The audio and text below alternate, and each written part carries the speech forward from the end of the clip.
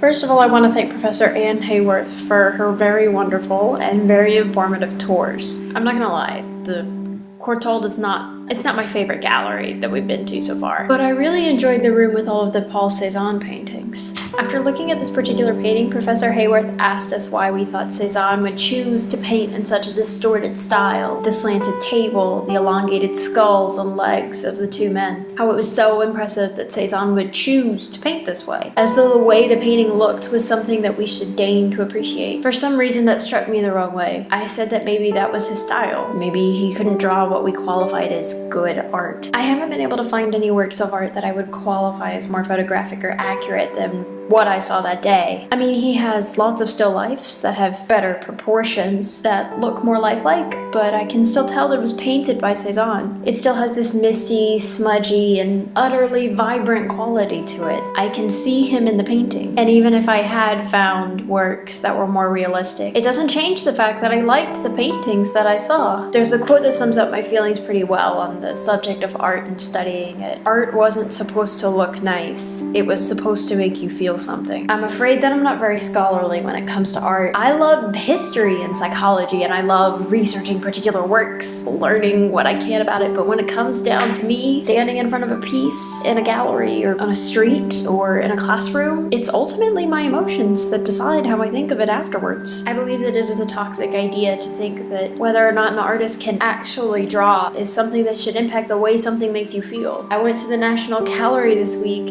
and I saw several works by Van Gogh, my favorite artist. I stood there and looked at the sunflowers that look nothing like a photograph, and the fields and the blue skies, and if I leaned close enough I could see the ridges of paint where Van Gogh himself brushed it into place. Vincent van Gogh is my favorite painter because his works make me feel things. Van Gogh had a pretty terrible life, and while that didn't make him a martyr or a perfect person, I still find it amazing that someone who suffered as intensely as he did could still find such beauty in the world and then have the skill to paint it and the commitment to. I don't tolerate almond blossoms despite the fact that it's not Van Gogh's most well-known painting, or that it's not very realistic, or it doesn't have these particular kind of lines, or it doesn't look a particular way. I love it because it looks like that. Standing there in the National Gallery, I was moved, and I almost cried. It was not as bad as Warhorse, where it was just raining on my face, but I did almost cry. I am not saying that we shouldn't study artists and movements and history and the psychology that intertwines with art. I'm not saying that researching paintings is pointless, or that it can't make you love a painting any more or any less. I'm not saying that at all. All I mean is that you should look at a piece of art and feel something. Or not feel something. That's okay too. Don't let other people determine how you feel about something like art. You can like Girl with a Pearl Earring and hate everything else that Vermeer ever did. You can like Picasso's figure drawings more than his paintings. You can read all of the cards beneath a painting in a gallery, or you can just look at the art. We can all criticize things, and we should. You have freedom with art. Don't restrict yourself. And don't restrict others. Don't let anyone make you feel like what you feel about a piece of art is wrong or stupid. And by all means, don't do that to other people. Don't allow yourself to believe that art is a calculation to be made.